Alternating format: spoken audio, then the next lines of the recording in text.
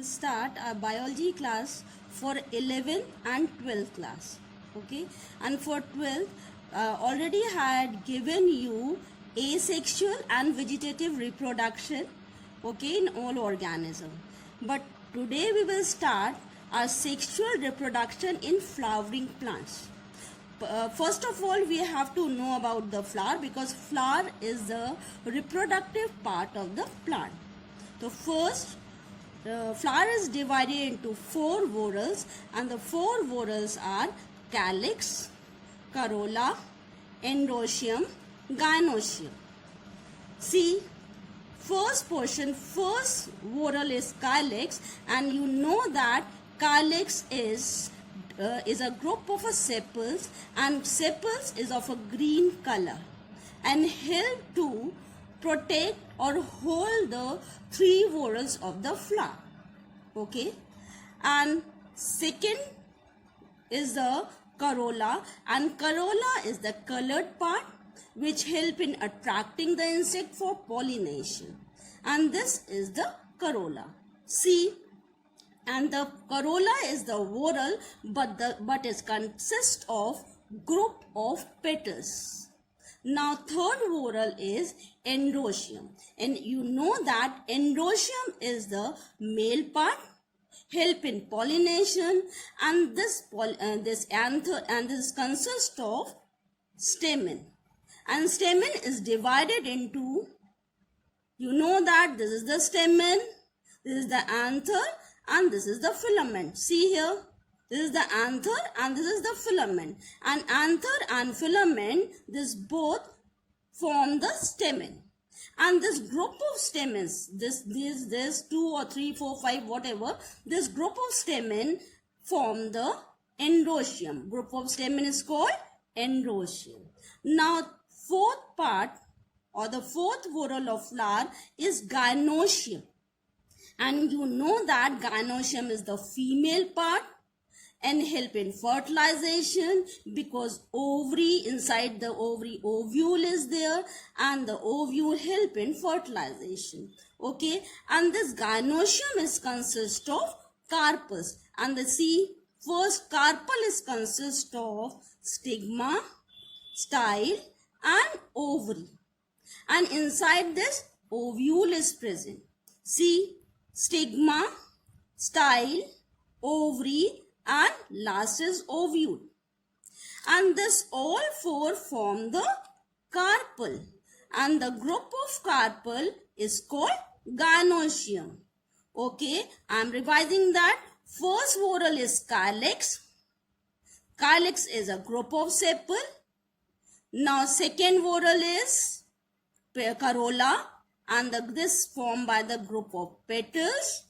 Now third whorl is endoecium, male part, and this form consists of anther filament, and anther filament forms stamen, and so the group of stamen form the endoecium. The last whorl, fourth whorl, is called gynoecium, and gynoecium is a group of carpel which is formed by stigma, style, ovary, and ovule.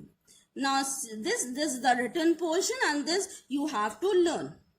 Please click all this page, and then later on learn, and then write in your fair copy, and you have to make one biology copy. You are a pure biology student, so you have to maintain one dictionary, and this dictionary is of a main technical terms which are involved in a biology subject.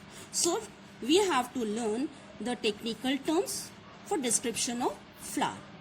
And you mainly for the 11th and 12th, both you have to learn each and every technical terms, because in a practical and in theory you have to write only these terms. This is the keywords. Okay, so please write properly in your fair copy all these terms and learn, because this topic is very important for your theory and for your practical work. Okay, now the first word is complete and incomplete flower. Complete meaning is all the 4 whorls are in a flower. Means calyx, corolla, endoecium, and gynoecium. This is called complete flower. if flower having one or more of the vowels are missing. Main keyword is missing, and in this is all. Okay, if one or more vowels are missing in a flower, then it's called incomplete flower. Now second differences are perfect and imperfect flower. Perfect word means that the flowers are said to be bisexual. Bisexual means both the sex are there, means androecium and gynoecium. Male and female, both the sex are present in the flower, then it is said to be perfect, complete or perfect. Now next is imperfect. Imperfect means when they have either androecium or gynoecium. Means imperfect means one vowel is missing, but in this is the difference. Means incomplete with any one or more vowels are missing, but is imperfect means reproductive or the androecium or the male or female part is missing, then only called imperfect flower. And according to the imperfect condition, flower are of two types: staminate and pistillate. Staminate means only stamen are there in the flower and pistil is absent or the female part is absent. It's called staminate. And if only carpel is there or the female part is there but male part is absent, this is called female flower or a pistillate flower. Okay. Now, according to this, plant is divided into two. First is monoecious, dioecious or polygamous. One is monoecious plant means pistillate flower are born on the staminate and pistillate, both the flower. Okay, born on the same plant, same is the keyword. Then this condition is called monoecious. Okay, and if dioecious plant means present on different plant. Different is the keyword. Here the same is the keyword. Dioecious means staminate and pistillate flower are present on different plant and is said to be dioecious. When both the bisexual and unisexual flower, okay, are present on a plant, condition is known as polygamous. Polygamous means all the type of flower, means bisexual, whether the unisexual, both are on one plant. This condition is known as polygamous. These are the terms which include in the description of flower, and this question will come in your practical also. So be ready for this also, for the practical and theory portion. Other technical terms for the description of flowers according to the relative position of floral parts on the thalamus. Thalamus is the thalamus or the receptacle, and from where all the whorls are arise. Okay. Now according to the relative position of sepal, petal, stamen, three of the whorls are related to the ovary. According to this relation only, relative position of these four whorls only, these terms are given. First is hypogynous. Hypogynous means sepal, petals, stamens, these all are inserted below the ovary. Below the ovary is the key word. This means that in such flower the ovary is superior. Three of the whorls are below the ovary, that's why the ovary is called superior, and the rest of the floral organs is called inferior. And the main thing is example. Example is Brassica campestris, which is the scientific name, but you have to learn, if you know the scientific, then you write the scientific, or mustard is the common name. Now second example is tomato. Mainly you have to learn this example also according to the definitions and conditions you have to learn, because in theory portion or in medical entrance exam you have to give this examples. Okay. Now next point is perigynous. Perigynous means if the thalamus, from the thalamus three of the whorls. First is sepal, petals and stamen. These arise from this peripheral portion or from this thalamus portion or around the ovary.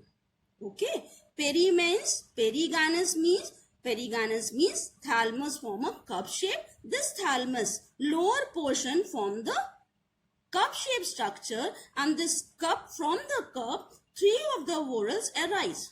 And see the ovary, condition of ovary. Ovary is the middle portion, and all the whorls, three of the whorls around the ovary. Okay, and see this point. Thalamus form a cup-shaped structure around the ovary, and the sepal, petal and stamen appear to be inserted on the rim of the cup. Such flowers are known as perigynous, and the ovary is called semi-inferior. In this called ovary is superior because ovary is superior to three of the whorl. In this case perigynous, all the are in a same rim or semi conditions in there. That's why the ovary is called semi-inferior. Okay. Third one is epigynous. When the thalamus completely enclose the ovary, okay, and fuse with the ovary wall. And the main thing is relation of this sepal, petals and stamen are arise above the ovary. Above the ovary, that's why ovary is condition is inferior and the floral organ is superior. An example is cucumber and apple. This is now relative position, means the position of sepal, petals and stamen with the position of ovary. First is hypogynous. Hypogynous means when ovary, stigma, style and ovary, this condition of ovary is superior. Okay, and all the whorls are inferior, means your sepal, petal and stamen all arise from below the ovary. Then it's called hypogynous plant. And perigynous, when stigma, style and ovary, this position of ovary is from the through this peripheral area. Okay, and cup is formed by the thalamus, and three of the whorls, sepal, petals and stamen all arise from the periphery. Okay, then this is called perigynous. Third is epigynous. Epigynous means stigma, style, ovary and the position of ovary. See the position of ovary. Here the superior ovary, but in this case all the three whorls arise from the above the ovary, means sepal, petal and stamen. Okay, and ovary is inferior. If ovary is semi-inferior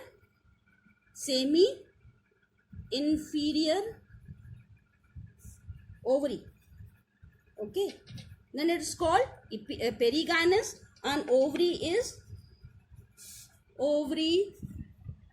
superior, then it's called hypogynous flower. And if ovary is inferior, then it is called inferior, it's called epigynous. These are the three terms: hypogynous if ovary is superior, okay, and perigynous if ovary is from the periphery or the semi-inferior condition, or all the whorls are from the periphery, and epigynous means ovary is inferior. Ovary is inferior and all the whorls are superior in position. Okay.